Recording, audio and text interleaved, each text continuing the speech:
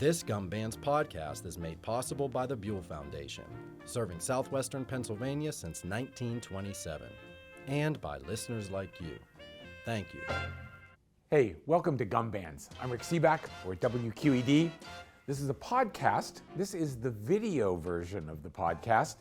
The audio version is also available on our website at wqed.org/gumbands or wherever you get your podcasts.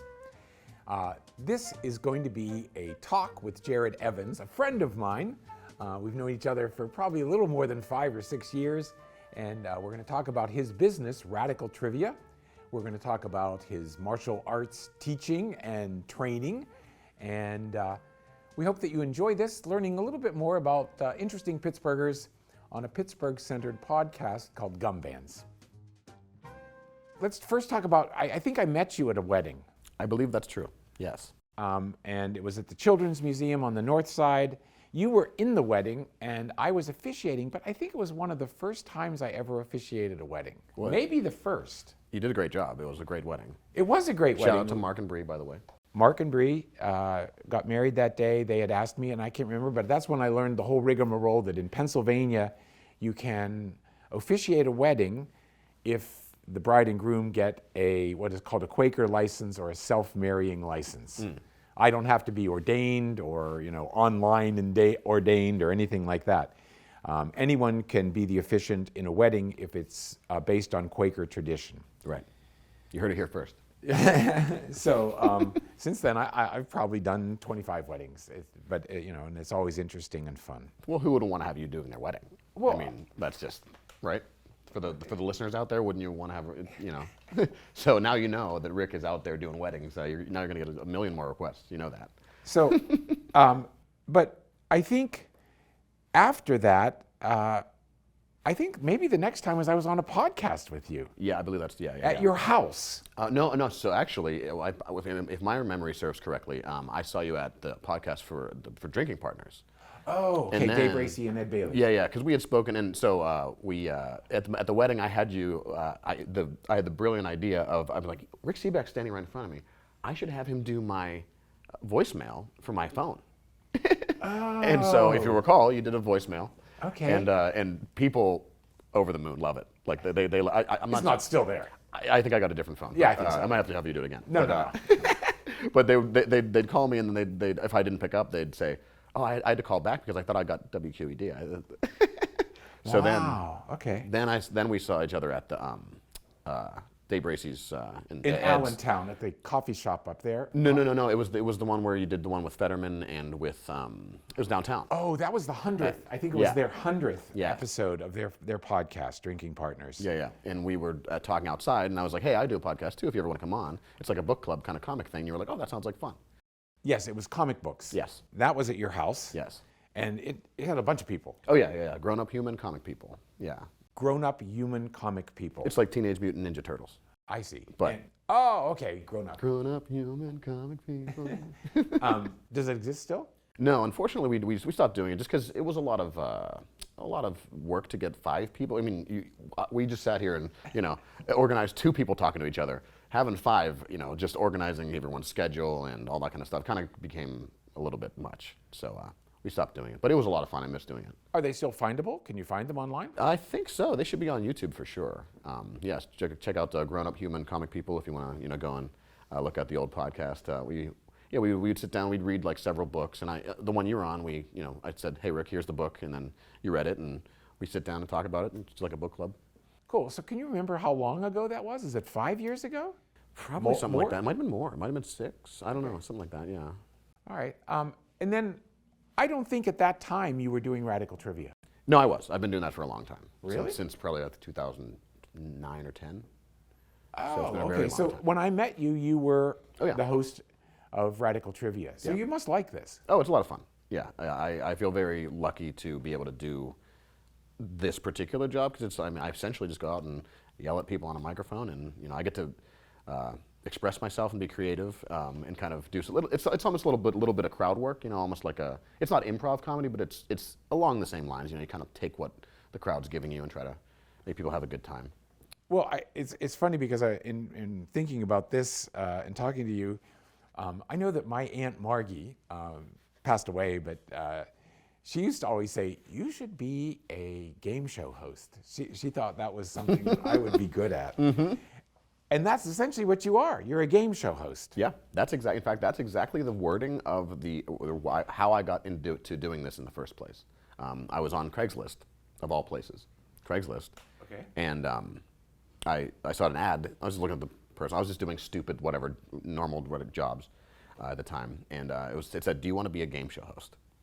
And I said to myself, "What could this possibly be?"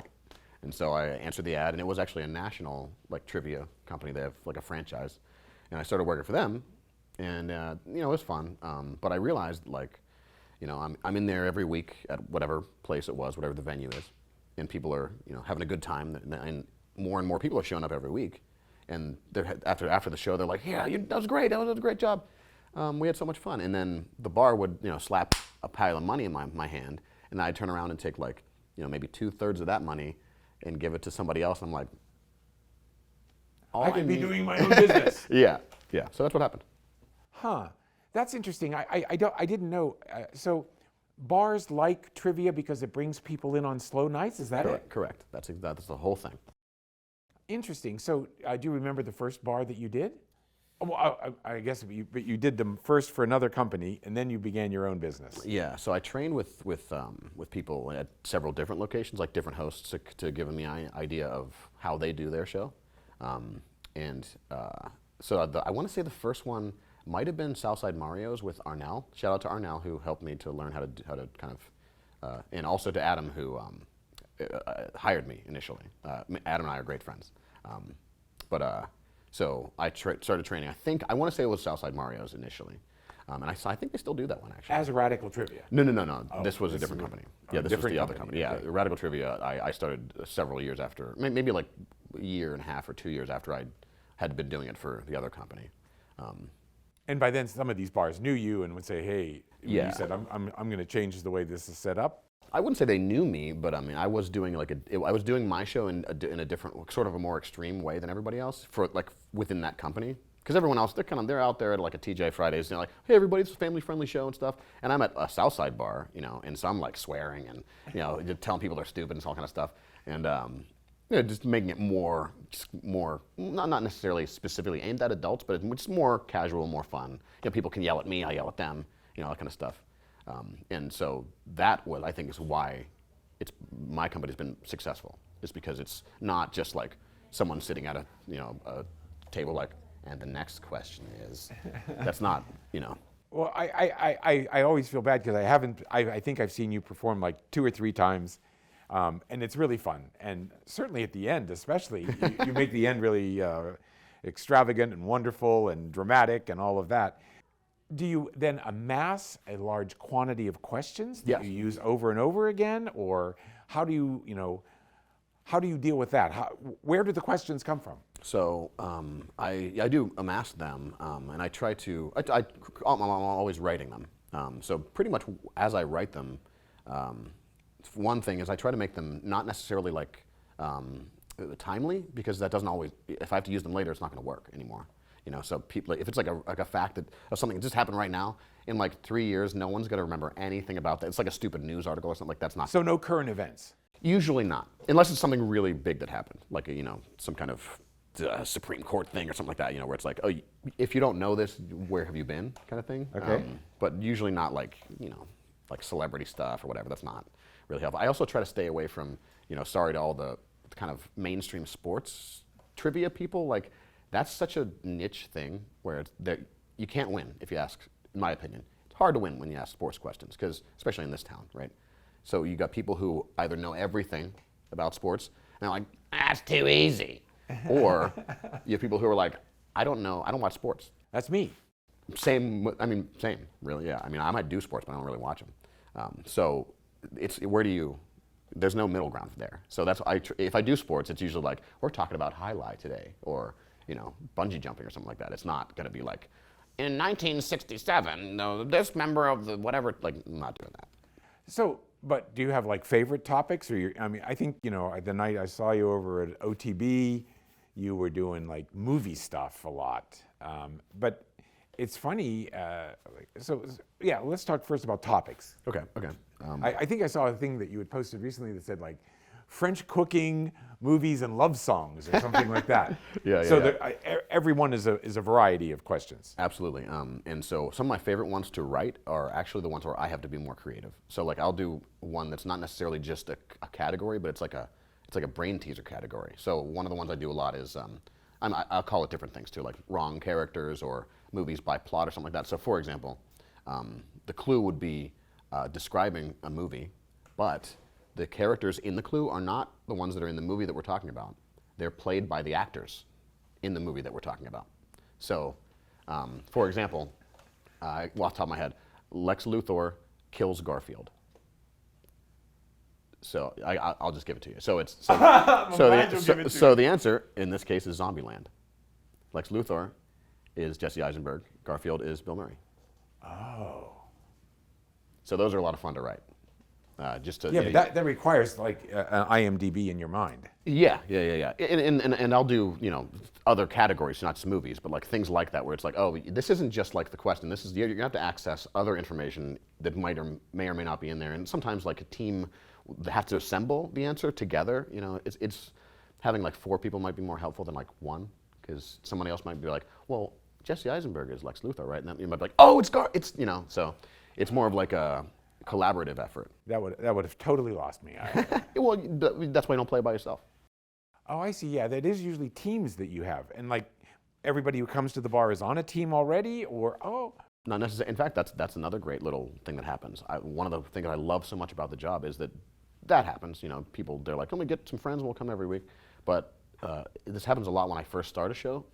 Is that someone just happened to be there, and they're like just listening. Maybe they're watching TV also and having a drink. And they'll be like, oh, I know that. And then they're talking to the person next to them, and they're like, hey, do you want to play? And like they'll start to talk to each other, and like then eventually you have a team of 4 or 5 people who they didn't know each other before this at all. And now you have like a group of friends who are just like meta trivia, and they come every week, and it's fun. Yes, no, actually over there at OTB when I saw you, I remember I knew one answer and I gave it to the people that were sitting right in front of me. I said, hey, I know that answer. So that's fresh every week? Yeah, usually. I write a lot of questions.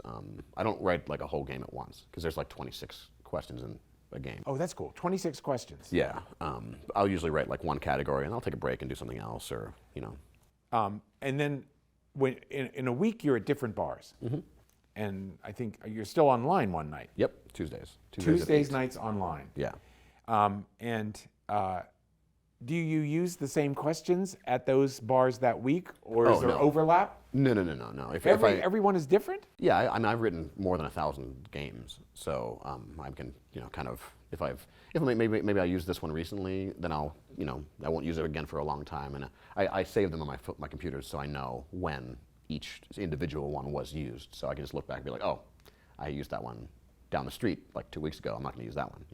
But one that's 2 years old, can you use it again? Absolutely, yeah. I'll scan it over first to make sure that all the questions are still accurate. Okay. And every once in a blue moon, I might use an old show, and I get like halfway through, and I'm multitasking, so I'm doing a million things. You've seen what I'm doing, and so I'll read the next question. I'll be like, oh, I should have changed that one, and I have to on the fly, conjure something new or change a detail or whatever. So so. I know that when people ask me to talk, I will often say to them, can I just ask trivia questions? Because I think it's better and it engages the audience in a way that me standing up there talking doesn't work. Sure. So I have also written questions, and I think, because everybody has a phone, what do you do about that? You're not allowed to use your phone. Well, so at the beginning of the show, I immediately shame people. So one of the things that I say at the beginning of the show is no cheating. I shouldn't even have to say that, first of all. Why would that be fun for you? Secondly, maybe if you're out with other people, you should put your phone away and quit being a piece of garbage. Oh, okay. And every time, as soon as I say something, and I use more colorful language than that, but every time I say that, there's always somebody who's just like, at the moment on their phone, and they're just like, they just kind of look around and put it down. No, but I found out that it was better to ask like sequential questions. Which of these is biggest? Put them in order. Yeah. Or like, which of these happened first? Sure, sure. And you must end up with favorite questions. Sometimes. I can't think of any off the top of my head, but the style of the questions, like you just said, that is important. Like a multiple choice is always great. Or one of the ways I design questions is actually, it's sort of, I think of it as like a triangulation, where if I have 3 facts that all point to each other and don't point to anything else, then that's a good question, right? Because then I can say, for example, if I want, I could change the question, right? So like maybe I give you these 2 facts and they both point to the third one, that's the answer. I could then, if I wanted to change the question, I could just rotate the facts and then switch the positions of them and have a sort of a different question, but it's all the 3 of the same information, Okay. And it also kind of makes it so that someone can't be like, well, it could also be this, because people, as I'm sure you can imagine, all the time they're like, actually, we're not arguing about this free trivia that we're. What about the age of your audience? It has to be a factor. Absolutely. And like, how do you judge that? Or you know it in advance because I'm going to this bar, these people are going to be younger.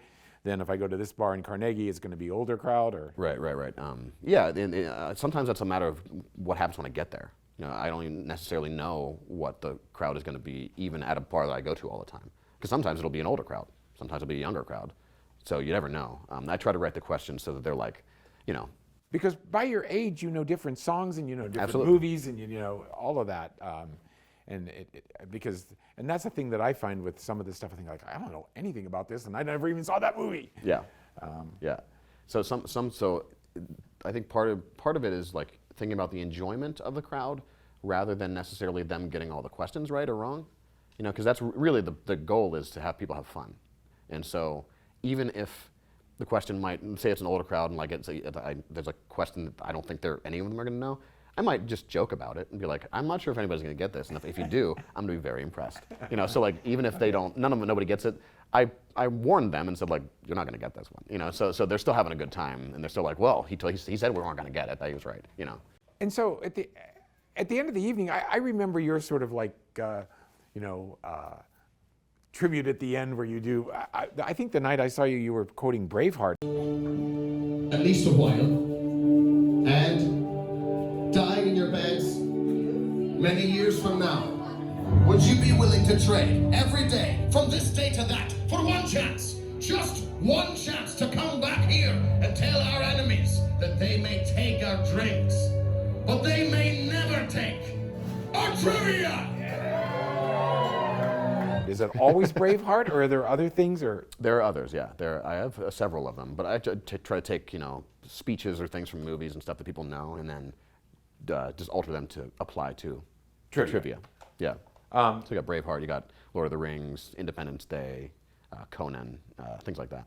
Okay, and like, well, what do the people win? What does the team win? Just the bragging rights? Well, it depends on what the venue is. Each venue kind of gives out their own prizes. Okay. So I usually recommend for the venue to give out gift certificates for the venue, because then people, they come back and they're going to come back next week anyway, right? And you can actually, most places will make it so that you can't use it that night. You have to use it at least the next day. So it's like you got this prize, you got to come back. Okay. And people don't mind because they had fun. They're going to come back next week anyway, so they might as well get 2 or 3 free drinks or an appetizer or something. Excellent. I don't know that I was even aware of that. And you have people write things down and then turn them in. Yes. After each. Every question. Every question. Yeah. Okay, and then so you keep a tally on your computer as you go along. Yeah. And there's also an element of music. Yes. Yeah. So between each question, to kind of like fill in the dead air, I play a song every time, and that's a lot of fun too. I to keep myself interested, because I've done this a lot of times, and unless there's a lot of people playing, if there's only say 4 or 5 teams, then I'm just like kind of standing there, waiting for people to answer. But you have to give them time to think about it too. Right. Yeah. So I usually give them 2.5 minutes, something like that, and then I'll play a song during that time. And again, it's fun for me because I get to be creative with what songs I play, and I can make the song either have to do with the question, or maybe it's a hint, or it's sometimes absolutely a trick, and that's my favorite thing to do.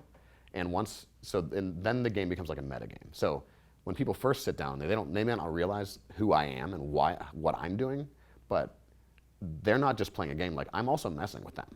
So I'm sort of like I think that I've been described as like a supervillain, where it's like they're not just trying to win against the other teams, like they're trying to beat me in the mind games that I'm playing with them.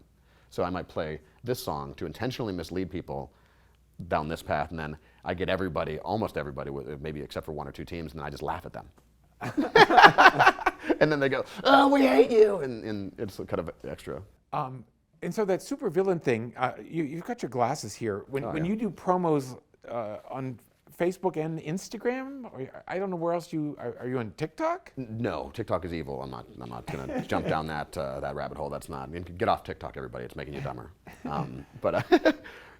Actually, so the reason why I wear these is actually because when I'm doing stuff at home and I have to have lighting like this, like I don't have nice soft lights like this, so a lot of the lights are like, really bright, especially at Trivia Online. So like this actually, because for Trivia Online I have to look at like several computers while also having these lights, so it's much easier for me to see the screens and it deflects the light from the lighting I have to use at home. So I'm not just being a jerk by trying to wear some stylish glasses. Yeah, but it gives you like a robotic look almost. Oh yeah, people love the glasses, yeah. And where'd you get them? So this is not my original pair. My original pair, I was at, shout out to Dan, I was at in California with my buddy Dan, and we were on Venice Beach.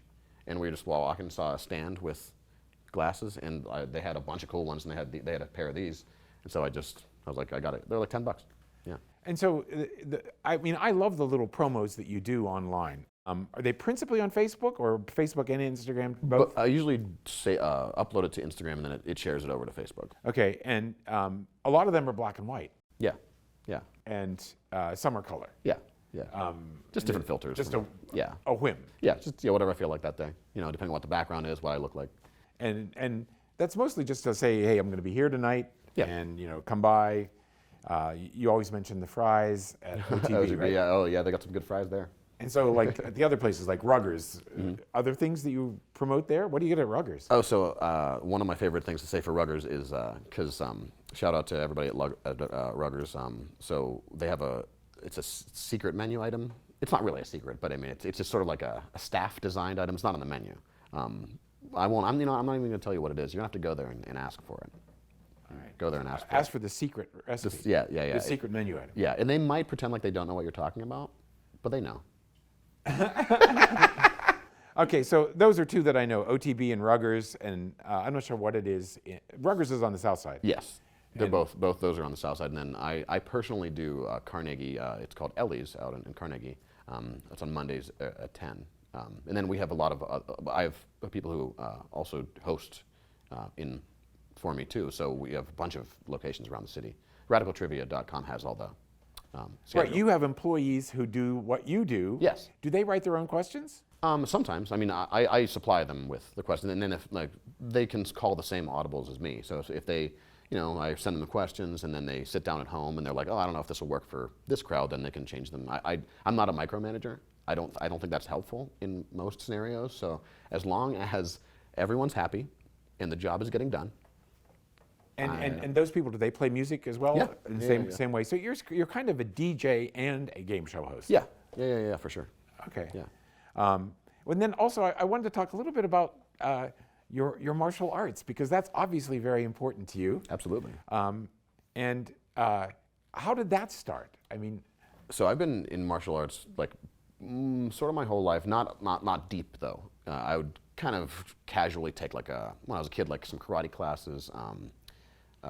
Some other various things I was interested in, but then so my friend Dan I mentioned earlier, Dan. Yeah, Dan Dongili. Yeah. Okay. So he and I we met doing actually what's called Budo Taijutsu, or it's for the organization is called the Bujinkan. It's like basically ninjutsu. It's like people trying to be ninjas. Sort of. I'm not surprised. Yeah, I'm not either. But so we did that for a little while, and that's more of a traditional martial art where you're learning kind of. I jokingly some call this sort of thing like LARPing, like a live action role playing, where someone they'll do like a theoretical motion. They'll like if someone punches you like this, then you do like this sequence of things, but there's very little like live resistance training. So years went by, we stopped doing that, and then we were at I think it might have been his parents' house. We were like on a trampoline, and like some of our friends were like just wrestling around on a trampoline, and he was just like smoking all of us, like just like, I felt like a child, like I couldn't do anything. And I'm like, what? And he had been doing jiu-jitsu, and he had only been doing it for maybe a few months. And so I was like, well, I need to learn whatever it is that he's doing to me, because I can't have other adults being able to handle me like this. You know, I won't have that. So I started training jiu-jitsu, and yeah, if you want to learn how to handle other adults in a physical way, that's the way to do it.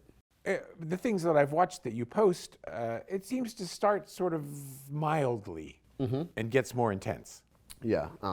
So you can grapple in any number of different kind of ways, like styles. So for me, jiu-jitsu means efficiency, and I think that everyone can understand with enough practice how it works, because it's all a physics equation. It's not. In fact, if you're using like muscular strength, that's not what you want. That's really not what you want at all. What you want is, you want to know all the different places you can kind of either attack or stop somebody before they get started, so that to them it feels like everything they do is the wrong thing. It's very interesting. To someone who doesn't know what they're doing against someone who really knows what they're doing, it feels like you're drowning. There's no good move that you can make that's not putting you in a worse position than you just were in. Well, and you teach this too. Yes. To younger kids, to adults? I teach adults. I haven't taught any. The youngest person I taught was my neighbor, who he started when he was 16. So I mean, that's the youngest person I've. Shout out to Jeff. But it's the youngest person I've taught. Usually adults. Okay, yeah. I think one time we were having lunch at Oak Hill Post in Brookline. Yeah. And a guy came by and he knew you from martial arts. Yeah. Always jiu-jitsu? Usually, yeah, because that's what I've been doing that for several years now. Okay, and so that's a specific one, and sometimes you do these with a coach, Coach Mike? Is that Mike, right? shout out to the general, Mike Wilkins. So Mike and I actually went to high school together. Well, we've actually known each other since like coach pitch baseball. Okay. So we've been friends for a long time. And we were never like in the same kind of close friends group, but like we were like in kind of side-by-side friend groups in the same neighborhood. So when I first went down to Stout, I'm looking around, I'm like, who is that? And then he comes up, he's like, dude. I'm like, oh man. And so that was cool, because he was already, I think, a brown belt at the time, and he got his black belt soon afterwards. So I was very fortunate to know somebody who was kind of farther ahead and was willing to like personally train me. Oh, see, so he actually is your coach? Yes. Yeah. Okay. Yeah, like he and I get together. We've been getting together once a week, if we can, for years now. So shout out to Mike. He's been giving me a lot of jiu-jitsu. Excellent. So, and now, and this fascinates me, just because I'm sort of interested in like how this got started, but you've also developed a clothing line that sort of capitalizes on both the trivia and the martial arts. Yes. So during the pandemic, I actually started doing that, because I mean, I couldn't really go out and do as many trivia shows. So I started doing 2 on Zoom every week, like Tuesday and Thursday. And I still do the Tuesday one. But yeah, I found one of the websites where you can upload designs, and they'll put them on clothing and print them out, and you got all kinds of cool stuff. Yeah, and like they're totally one of a kind.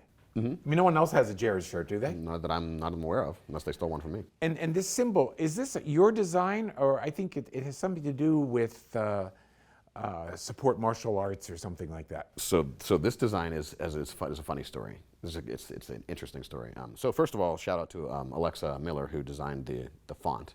But the logo itself. So this is the Yinzu Force logo. I'll give you the breakdown.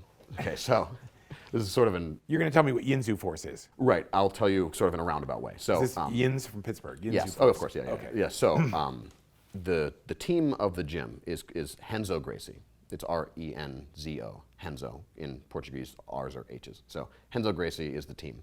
The logo, if you know what the Renzo Gracie logo looks like, it looks like the Thundercats logo. If you remember what Thundercats is, it's like an anime from Japan from the 80s or 70s.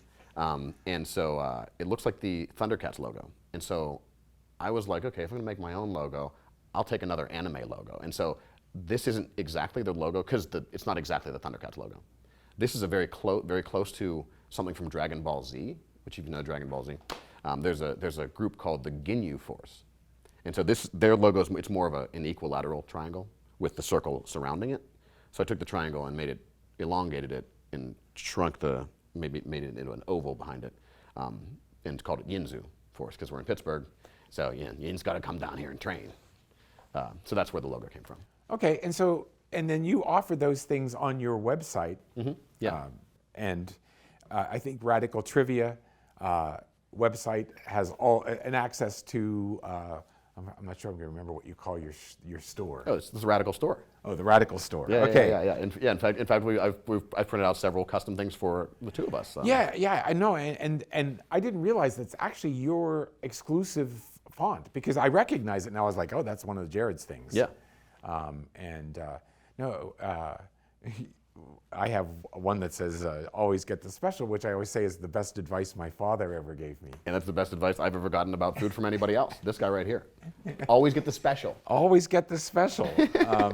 And my dad said, because he was a traveling salesman. I mean, he traveled around and he sold pipes, valves, and fittings, so it was industrial kind of stuff. But he said, lunchtime you go into a little restaurant, you got to go get the special. Mm-hmm. Everybody has a special, but it's probably the freshest, best thing they got. Yep.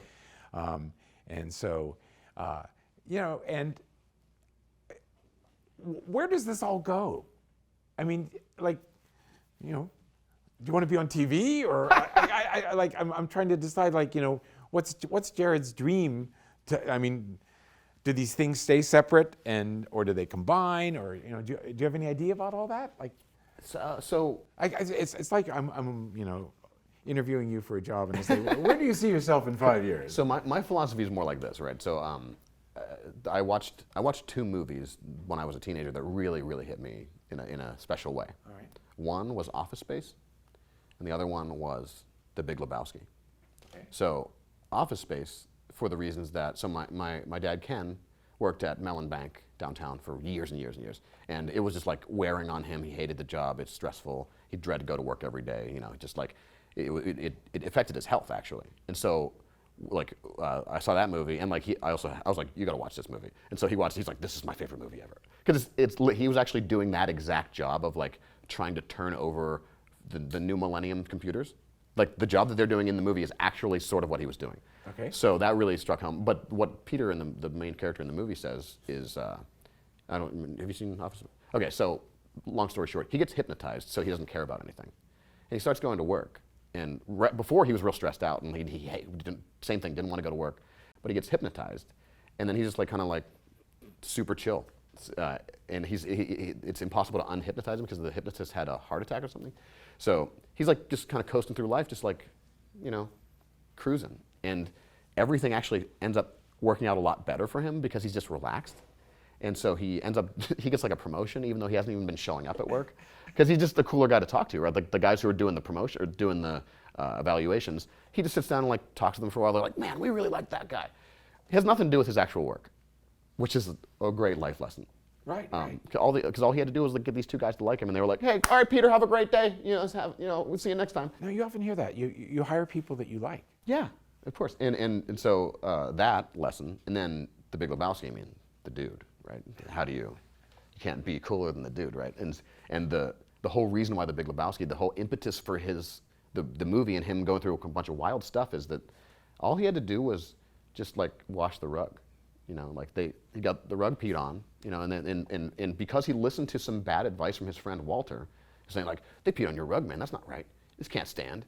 The dude, without Walter's intervention, the dude would have been like, well, I guess I'll get a new rug, and nothing would have happened, right? And he would have cruised along just fine. But whenever you let other people just chirp in your ear, sometimes you end up in some kind of wild adventure that you wouldn't have had anything to do with otherwise. So those two lessons kind of really hit me. And so I think they developed a philosophy for me where it's I just kind of want to take it easy. And I feel that being relaxed actually allows you to be yourself more. And if you're just trying to have fun, to answer your question, there's no goal. I just do these things because I like them. And when you like to do things, I think actually you're a great example. Being enthusiastic about things and liking things, that'll get you everywhere in the world. Just being interested and listening and relaxed and friendly and stuff. That's the way to be, in my opinion. And so, I'm not trying to be famous or anything like that. It's no, I like doing martial arts. I like teaching people, and I like to go out and yell at people on a microphone and be creative, write questions. It's fun, you know. And I think because it's fun, I enjoy it, and I keep doing it, and I end up wanting to work harder at it because it's fun, and then I do better at it because I'm working harder, and then it all kind of like works itself out. Well, I'm totally happy, and as always, I learn things when I talk with Jared, and what I want to say is thank you for doing the GUMBANDS with me. Of course. I have a couple questions I always ask. In all these things that you do, both martial arts and the trivia, do you use a rubber band? Do I use rubber bands? I do. I use rubber bands. I use them to, so the little cards that people turn the answers in, when I cut them up, I use the rubber bands to, I use gum bands to hold them together. So yeah, that's probably my most frequent use of gum bands. I'm sorry, people turn in their answers and then you put them... No, once I cut them, like before I distribute them, like, you know, so I'll give each person like a stack of little answer slips, but in the little box I have them in my bag, I have them with rubber bands. With rubber bands, yes. And you hand those out to the people so they have something to write on. Yes. And do you remember, like, as a kid learning about gum bands and Pittsburghese and all of that? I mean... Oh yeah, absolutely. I mean, in fact, I want to say in like 7th grade, we had, maybe I don't know, some junior or high school experience. Someone brought in like a book, or the teacher did like a whole class about all the Yinzer words, and you know, we had printouts of like the definitions for those words, like read up, which is, I feel like that's one that I heard it in the wild the other day. Someone actually said it, not joking. They said, I had to go read up my house. Needs read up. Yeah, and I was like, oh, I'm sorry, who are you? Where are you from? No, I know my mom said that. Yeah. You know, and actually, I always say that the one Pittsburghism that I sort of like and wasn't aware of. I mean, I grew up in Bethel Park. I lived in the Carolinas for 16 years. Then I come back here, and I was writing something here at WQED, and my boss at that point, Nancy Lavin, looked at this thing I'd written. She goes, "Oh, this Pittsburghism here." And I said, "What do you mean?" She goes, "You dropped the verb to be out. You know. Oh, yep. This needs done." Yep. And I wasn't at all aware that we did that, but Pittsburghers like to drop to be. Oh, I have this exact same story. In fact, it might have been in that class I just mentioned, where they were like, "Oh yeah, and also we never say to be." And it's one, like those moments where you're like, it's so much more efficient to not say it. It's easier not to say it. Well, you don't. It's not necessary. Or you have to put the ing on the end of the word. It needs doing. Yeah. Or if it's a store, it's the possessive version of the store with apostrophe s. Aldi's, Giant Eagles, going down Costco's. Okay. Yep. And the other questions, things that I like to ask people. Why do you live in Pittsburgh? Why do I live in Pittsburgh? Well, I'm probably biased since I'm from here, but also I like to travel. You know, I've been to a lot of places, and this place it's just really great to come back to Pittsburgh for so many reasons. Like, it's not that expensive compared to other similarly sized cities, I think. It's I really love the people here. I was just reading something and they described us as it was like aggressively friendly. Oh, interesting. Okay. Like with a bit of Northeast and Midwest like combined, because like, you know, Northeast people are, I've heard them called like they're mean but they're nice but in a mean way, and then people in the Midwest are nice in a mean way. Oh, okay. But we're both, like we're somewhere in the middle. We're somewhere in the middle of that. Yeah. Yeah. Like someone will say you're in Northeast somewhere, like if your car breaks down, they'll definitely stop to help you fix it, but they'll call you an idiot for, you know, or like point out a bunch of stuff that you did wrong. But then, you know, or even Southern, they'll be like, "Oh, bless your heart." They're not going to help you. They're going to be real nice about not helping you. But we're nice and aggressive, and we'll also help you. Okay. That's that weird texture of Pittsburgh, and the whole, you know, we don't consider ourselves Midwestern, but we think Cleveland is Midwest. Absolutely. And it's like 10 miles west of us. You know, it's north and west, but I think we identify more as Eastern. We have hills too. I think that's a big to me differentiating aspect of that. You know, like when I think Midwest, I think flat. Right. Okay. No, and actually, I think topography probably has more of an influence on us than we think. And when you get in the Midwest, you think like, how do they remember where to turn? So that's my complaint every single time is whenever I go somewhere east of here where it's flat, someone will say like, okay, you're going to go north for this many miles. And I'm like, I don't know. Do I look like a compass? How do I know which, like, it's not nighttime. I don't know where, I can't see the sun right now. How do you, that doesn't, tell me where to turn. Tell me, in fact, even better, tell me what that building used to be. As you tell me. Yes, exactly. Yeah, turn at the old Isleys. Exactly, yeah. And my third question, and I always preface it by saying that, it's based on the fact that I know that my great-grandmother in the late 19th century, her sister had saved the money to come to America, and my great-grandmother stole her sister's money and came. Okay? And like, I think we all have these unexpected family stories, ancestral stories. Yeah. Do you know anything like that in your family? Like a story that it's not terrible, but something that might surprise us about your family and their history. I probably should have prepped you for a little bit. No, I think you did mention this one. I forgot about this question. No, so maybe not like that I didn't know, but like some interesting things maybe. My dad actually trained with Muhammad Ali as a boxer. Wow. Yeah. Okay. Yeah. And would that have been here in Pittsburgh? No. I think he went from here when he was in Deer Lakes. I want to say he was training in Deer Lakes, and so he went up and trained with him. There's a picture on the internet you can find. Yeah. Yeah. Of your dad and Muhammad Ali training. If you look up Bazemore, Bazemore, Muhammad Ali, there's a picture of them standing there looking at each other like that. It's pretty cool. All right. Yeah. Very cool. Yeah, unexpected. And I just think every family, and certainly, in Pittsburgh here, there's this weird texture. Oh, yeah. And all right. Well, very good. I'm totally happy, and I thank you for all of this. And I brought you some things, I too. I know you have things in the bag, too, and I think we'll look at those as we wrap up. Okay, yeah. All right? Yeah, so I brought, let's see here, this should be the right, no, that's not that one. Oh, don't tell me you brought me a present. Well, we always bring each other. This GUMBANDS podcast is made possible by the Buell Foundation, serving southwestern Pennsylvania since 1927, and by listeners like you. Thank you.